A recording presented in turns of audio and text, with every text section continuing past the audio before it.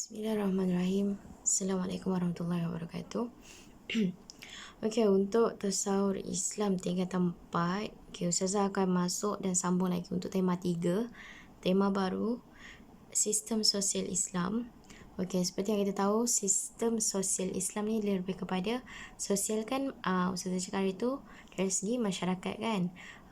Bagaimana kita nak mewujudkan satu sistem bermasyarakat secara berpandukan Islam. Maksudnya macam itu. Okey, singkatan yang Ustazah guna pada topik kali ini ialah SSI. Okey, Sistem Sosial Islam. Ingat elok SSI. Okey. Terdapat beberapa bab dalam tema 3.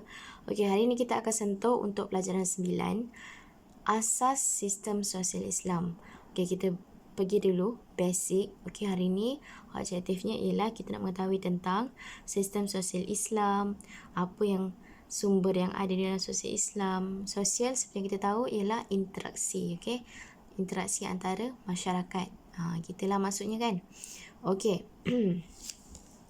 Kita pergi sistem sosial Islam. Okey. Sistem yang mengawal dan memberi panduan berkaitan cara manusia berhubung antara satu sama lain. Okey, maksud sistem sosial Islam di sini ialah sistem dia kawal dan diberi panduan berkaitan cara manusia berinteraksi, cara manusia berhubung sosial kan. Itu namanya. Itu maksud SSI, Sistem Sosial Islam. Okey, terus 4 sumber utama SSI: Al-Quran, hadis, ijma' dan qiyas. Okey. Ustazah dah terang hari itu satu persatu tentang Al-Quran, hadis, ijma' dan qiyas. Boleh rujuk nota sebelum ni. Dia punya ringkasan ialah AHIQ. Okey. Seterusnya, matlamat sistem sosial Islam. Yang pertama, mendapat keredaan Allah Subhanahu Wa Taala, melaksanakan tugasan sebagai khalifah untuk mentadbir alam dan melaksanakan hak dan tanggungjawab. Okey, matlamat ni tak perlukan huraian. Dia fakta, okey? Tak perlukan huraian. Jelas? Okey, seterusnya, hak asasi manusia. Ada beberapa hak yang Ustazah listkan di sini, tetapi di sebalik ni banyak lagi sebenarnya. Ini hanya sebahagian. Yang pertama, kebebasan beragama. Seterusnya, kebebasan bersuara, perlindungan nyawa, kehormatan diri, pemilikan harta, keamanan dan keselamatan. Ini adalah hak asasi manusia yang semua manusia boleh dapat ataupun semua manusia perlu dapat. Wajiblah bagi setiap manusia itu ada. Okey. Seterusnya, kita pergi untuk bab dan etika dulu. Okey. Okey, bab dan etika SSI, Sistem Sosial Islam, ada beberapa. Yang pertama, perpandukan Al-Quran dan As-Sunnah, khususnya selain daripada ijma' dan qiyas.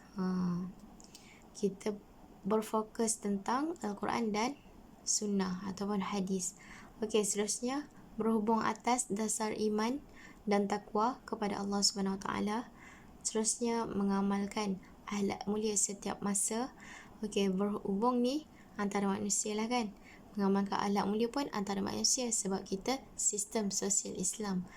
Semuanya sistem sosial yang berkaitan dengan Islam.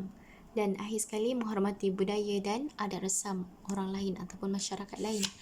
Seterusnya, kita pergi keistimewaan SSI. Yang pertama, menjaga hak asasi manusia agar sentiasa dalam lindungan Allah. Seterusnya, melahirkan insan yang berilmu dan berakhlak supaya generasi akan datang sentiasa dalam genggaman ataupun dalam konteks Islam. Sebab kita nak belajar sistem sosial Islam kan. Bila generasi bagus, dia akan melahirkan generasi yang lain yang lebih berdaya saing berdasarkan Islam itu sendiri. Okey, jelas. Okey, seterusnya, kepentingan SSI. Yang pertama, agama. Agama melahirkan masyarakat yang mentaati Allah dalam setiap perkara. Okey, seterusnya, kepentingan ni mesti ada huraian. Seterusnya, politik, menjamin kestabilan politik kerana masyarakat bersatu padu. Bila politik atas dah, hierarki atas dah okey, sangat stabil, maka akan wujudnya masyarakat yang bersatu padu. Seterusnya, tak ada makan rasuah apa semua kan. Seterusnya, ekonomi semakin berkembang kerana masyarakat mengamalkan akhlak Islam. Okey, berjual beli bagus, kita buat ekspor import bagus, semuanya berlandaskan Islam, maka masyarakat pun akan mengamalkan akhlak Islam itu sendiri kan. Dan seterusnya, pendidikan membangunkan generasi yang bersosial dengan cara Islam.